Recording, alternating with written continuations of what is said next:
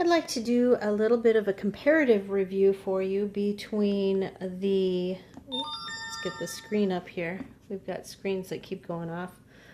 Between the Alcatel OneTouch Pop 3, the Xgody, I'm probably pronouncing that right, but this is the D22.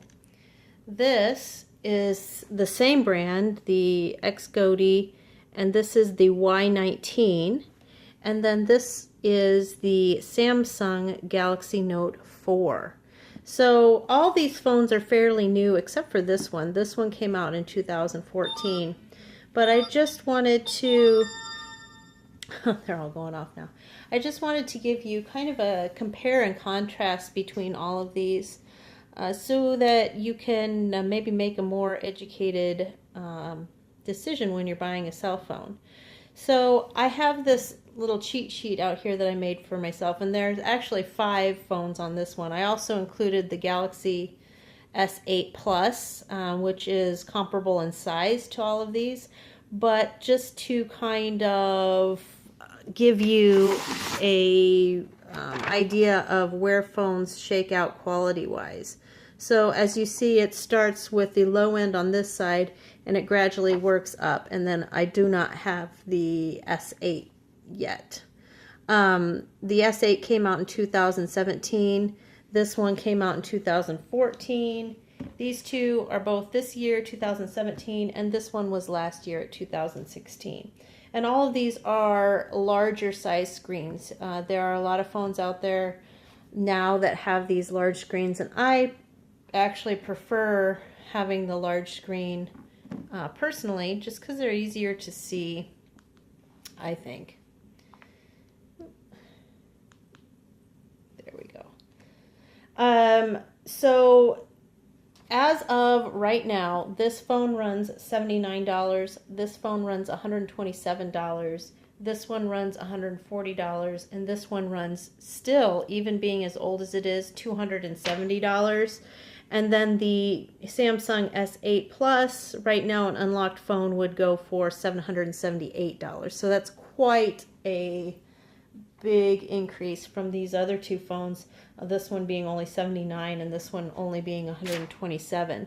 But I think really for the price, you get quite a bit from these 3 phones down here, which are under $200. So let's just dig in. So this one, this Alcatel OneTouch Pop 3, this one, as I said, it retails for $79. Its screen is a nice large 5.5-inch screen, and it's 720 by 1280, not too shabby. Its front camera is only a 2 megapixel though, so this one is on the low end of it. The rear facing camera is only an 8 megapixel, so again on the low end. Memory is 1 gig and 8 gig, and then you can expand the memory on this one up to 32 gig, which is nice, and you will definitely need that if you have a lot of games and apps. It's a quad-core 1.1 gigahertz processor. And the battery on this is, again, the lowest of the 4. It comes in at 2,500 milliamp hours. On this one, I mean, it's an Android operating system, and it is what it is. If you're used to the Android operating system, this won't give you any trouble at all. It's a nice big display. It's very responsive, and all of these are very responsive, easy to set up, easy to use. I don't have a problem really with any of these as far as use goes. So moving on to the Xgody. This is the D22 model. This one, it comes in a lovely gold color. It also comes in red, I think blue. It comes in a variety of fun colors. That makes it kind of nice. This one it's the same as this one. It has a 5.5-inch screen, and it's 720 by 1280 pixels. This one has a 5 megapixel front camera and a 13 megapixel rear camera. So this is quite a step up for not stepping up the money too much. This one is 127. This one we just saw was 79. It is for memory, it's 2 gig, 16 gig, up to 32 gig if you want to go ahead and add the card. The card on this one, you have to pull up this little door, and this is where you would also put the SIM card as well. So you just pull that up, you pop your cards in, and you're ready to go. The processor on this one is a quad core. It's a 1.3 gigahertz, and the battery on this one is a little more beefy at 2800 milliamp hours. Very nice phone. I've had a lot of fun playing around with it. It's smooth, maybe even a little smoother than this one. Android operating system, very nice. So now moving on. Now this one is the Xgody Y19. This one also came out in 2017. This one is a little bit more pricey at $140, but not too bad. This one has a bigger screen. This one is a 6-inch screen, whereas this one, let's get back to the front. This one is a 5.5-inch screen. This one is a 6-inch screen. So here you can see them head to head, so you can see what the difference is. Profile-wise, this is a little bit wider and a little bit taller. So that should give you some indication of what you've got here.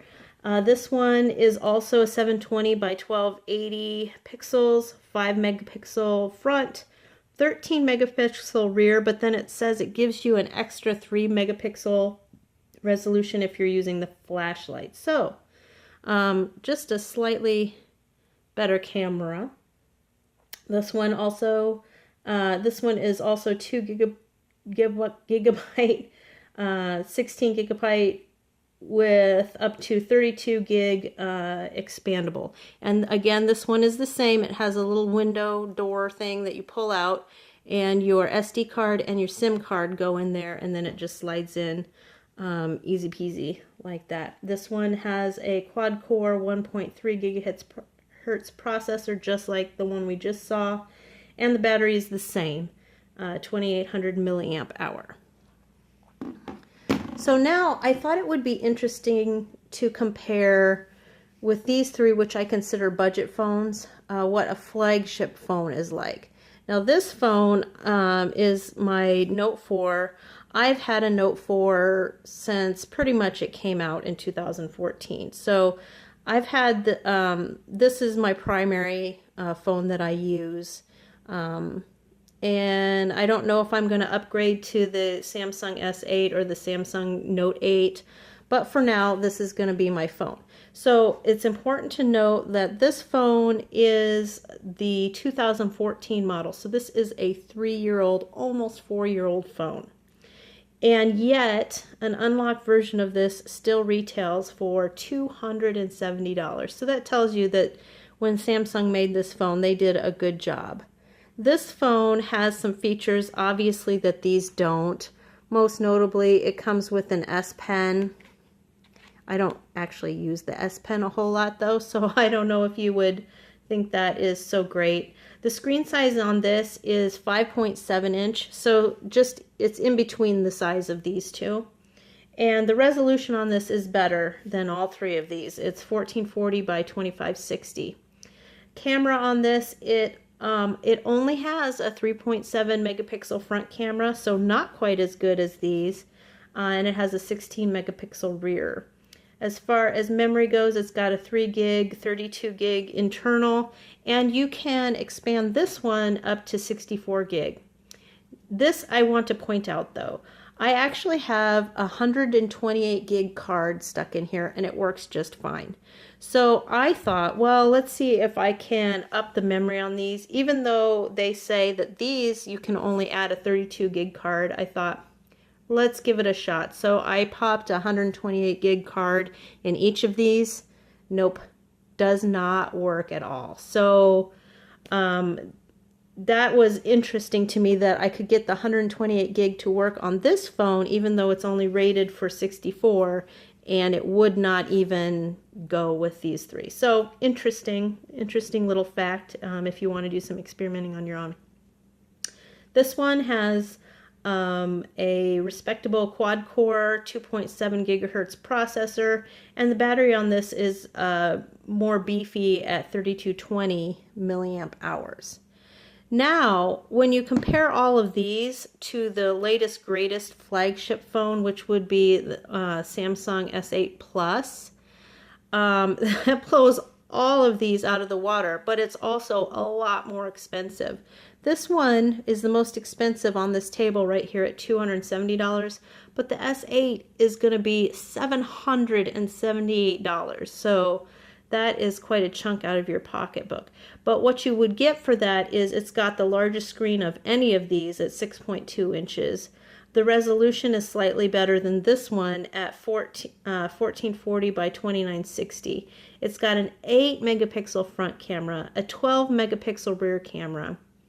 And I do want to point out that the 12 megapixel rear camera is actually less than this one at 16. But I did test it. I got a chance to test it out, and it's just a crisper camera. So I guess in this case, the megapixels don't matter all that much. As far as memory, it's got a 6 gig, 64 gig internal, and up to 256 expandable with the SD slot. And that is an octa-core processor, and it has the beefiest battery of all at 3,500 milliamp hours. So that's just a comparison of various unlocked cell phones that you might be getting, all the way from low end all the way to high end. And really, if you are budget conscious, but you want something that is pretty powerful, these two middle ones are actually really good for the price. $127 and $140, you can't go wrong. But if you want to bump it up just a little bit more, even getting an older Note phone, if you keep it under $300, it's still not a bad deal. And this is actually a very powerful phone. All in all, I do actually like all of these and have used all of these. I guess I would say obviously my favorite is going to be this one, but these two right here are a close second. And this one, although it is useful, is a distant third because it just doesn't quite have the oomph that the rest of these do.